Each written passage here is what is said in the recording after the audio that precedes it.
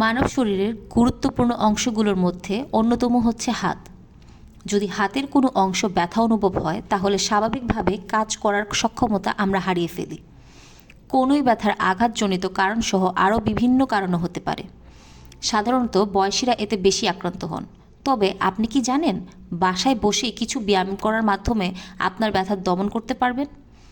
বাড়িতে বসে যে 3টি সহজ ব্যায়াম করার মাধ্যমে কোনোই ব্যথা কমাতে পারবেন, চলুন তা আজকে জেনে নেই। 1. সোজা হয়ে দাঁড়িয়ে হাতের কনুইকে 90 ডিগ্রি ভাঁজে রাখুন।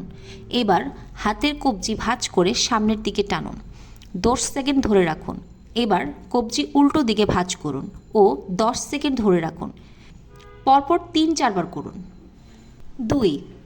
দাঁড়িয়ে থেকে পুরো হাত একবার উপরের দিকে আবার নিচের দিকে নিয়ে 5 সেকেন্ড ধরে রাখুন। এভাবে পরপর 10 বার করুন। হাতে সামান্য ওজন নিয়েও এই ব্যায়ামটি করা যায়। প্রথম দিকে অল্প ওজন নিয়ে করবেন। ধীরে ধীরে ওজনের মাত্রা বাড়ান, কিন্তু খুব বেশি ওজন নেবেন না, তাতে ব্যথা বেড়ে যেতে পারে। 3. সবগুলো আঙ্গুল ছড়িয়ে দিয়ে আবার বন্ধ করুন। এটি পরপর 10 থেকে 15 বার করবেন। সেই ক্ষেত্রে আঙুলে একটা রাবার গার্ড নিতে পারলে ভালো ফলাফল পাওয়া যায়।